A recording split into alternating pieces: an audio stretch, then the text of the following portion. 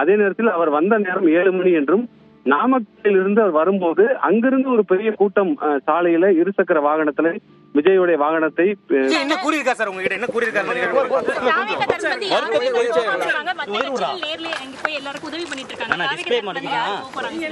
இல்ல, நாளைக்கு மதியம் 2:15 மணிக்கு மதுரை உயர்நீதிமன்றத்தில் விசாரணைக்கு வர உள்ளது. அதுக்கப்புறம் கண்டிப்பா நான் வந்து எங்களுடைய கருத்தை நான் தெரிவிப்போம். நாளைக்கு மதியத்துக்கு மேல தெரிவிப்போம்.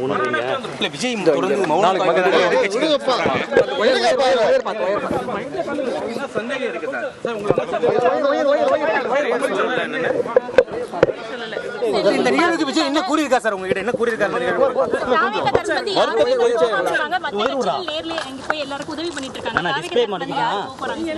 இல்ல, நாளைக்கு மதியம் 2:15 மணிக்கு மதுரை உயர்நீதிமன்றத்தில் விசாரணைக்கு வர உள்ளது. அதுக்கப்புறம் கண்டிப்பா நான் வந்து எங்களுடைய கருத்தை நான் தெரிவிப்போம். நாளைக்கு மதியத்துக்கு மேல தெரிவிப்போம்.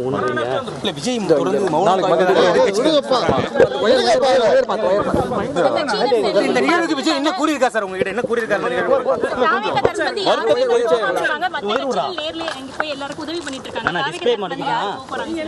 இல்ல, நாளைக்கு மதியம் 2:15 மணிக்கு மதுரை உயர்நீதிமன்றத்தில் விசாரணைக்கு வர உள்ளது. அதுக்கப்புறம் கண்டிப்பா நான் வந்து எங்களுடைய கருத்தை நான் தெரிவிப்போம். நாளைக்கு மதியத்துக்கு மேல தெரிவிப்போம்.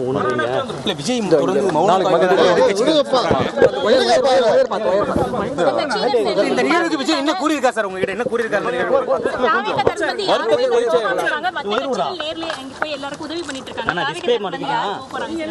இல்ல, நாளைக்கு மதியம் 2:15 மணிக்கு மதுரை உயர்நீதிமன்றத்தில் விசாரணைக்கு வர உள்ளது. அதுக்கப்புறம் கண்டிப்பா நான் வந்து எங்களுடைய கருத்தை நாளைக்கு மதியத்துக்கு மேல தெரிவிப்போம்.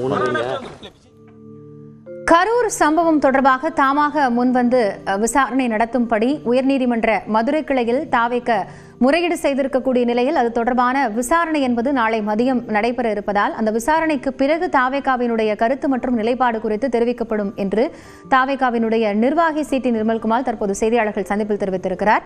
இது குறித்த விவரங்களோடு செய்தியாளர் கோகுல் இணைகிறார். அவரிடம் பேசலாம். கோகுல், செய்தியாளர்கள் சந்திப்பில் நிர்மல்குமார் தெரிவித்த விஷயங்கள் என்ன? குறிப்பாக ஒரு விசாரணை நடத்தப்பட்டு வருகிறது. விசாரணைக்கு பின்னர் கருத்துக்களை தெரிவிப்பதாக தாவேகா தற்பொழுது இணை பொதுச்செயலர் சி.டி. நிர்மல்குமார் தெரிவித்திருக்கார்.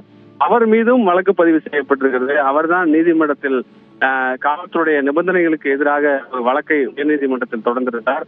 அந்த நிபந்தனையில் இவ்வளவு வாகனத்தில் தான் வர வேண்டும், கூட்டம் இவ்வளவுதான் கூட்ட வேண்டும், இவ்வளவு நேரத்திற்குள் முடிக்க வேண்டும் உள்ளிட்ட பல்வேறு கட்டுப்பாடுகளை காவல்துறை விதிப்பதாக அதை எதிர்த்தெல்லாம் தாவேகா தரப்பில் முறையீடு செய்யப்பட்டது.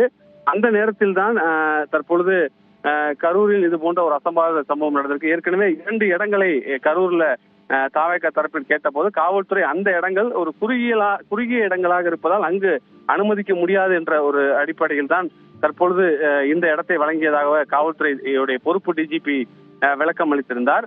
இது போன்று பல்வேறு கருத்துக்கள் இருக்கக்கூடிய நிலையில ஒரு நபர் ஆணையத்துடைய விசாரணைக்கு பின்னர் தான் அடுத்த கட்ட நடவடிக்கை எடுக்கப்படும் என்று முதலமைச்சர் தெரிவித்திருக்கார். இன்றைய தினமே ஒரு நபர் ஆணையத்துடைய விசாரணையை ஓய்வு பெற்ற நீதிபதி அருணா ஜெகதீசன் தொடர்ந்து பேசலாம். கோகுல், இது குறித்த கூடுதல் தகவல்களோடு செய்தியாளர் லிபிகாவும் நம்மோடு இணைகிறார். அவரிடம் பேசலாம்.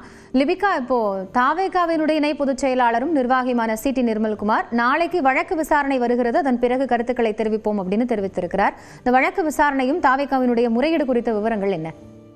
காயத்ரி, சென்னை பசுமைவெளி சாலையில் இருக்கக்கூடிய நீதிபதி தண்டபாணி இல்லத்துல தற்போது தமிழக வெற்றி கழகத்தினுடைய மாநில வழக்கறிஞர் பிரிவு செயலாளர் அறிவழகன், அதே போன்று துணை பொதுச் செயலாளர் நிர்மல்குமார் ஆகியோர் கரூரில் நடைபெற்ற சம்பவம் தொடர்பாக தாமாக முன்வந்து சென்னை உயர்நீதிமன்றம் விசாரிக்க வேண்டும் அப்படிங்கிறத முறையீடு செய்திருந்தார்கள். இந்த நிலையில் தொடர்ந்து வெளியில் வந்த செய்தியாளர்களை சந்தித்த நிர்மல்குமார் இந்த வழக்கு தொடர்பாக நாளை பிற்பகல் 2:15 மணிக்கு மதுரையில வருகிறது. நாளை மதுரை உயர்நீதிமன்ற கிளையில் வழக்கு விசாரணைக்காக எடுத்துக் கொள்ளப்பட இருப்பதாக தெரிவிக்கப்பட்டிருக்கின்றார். அதன் பின்னர் தமிழக வெற்றி கழகம் சார்பில் என்ன செய்ய போகிறோம் என்பது குறித்து ஆலோசனை என்பது செய்யப்படும் என்பதையும் தெரிவித்திருக்கின்றார். குறிப்பாக தமிழக வெற்றி கழக உறுப்பினர்கள் அல்லது தலைவர்கள் விஜய் அதே போன்று கரூர் மாவட்டம் செல்வார்களா என்ற கேள்விக்கும் வழக்கு நாளை மாலை வர இருப்பது, அதன் பிறகு என்ன பண்ணுவோம் என்பது குறித்து நாங்கள் தெரிவிக்கிறோம் அப்படிங்கிறதையும் தற்போது நிர்மல்குமார் செய்தியாளர் சந்திப்பில் தெரிவித்திருக்கின்றார். குறிப்பாக இந்த கரூர் சம்பவம் தொடர்பாக தமிழகம் முழுவதும் பெரும் ஒரு சோகத்தை ஏற்படுத்தியிருக்கக்கூடிய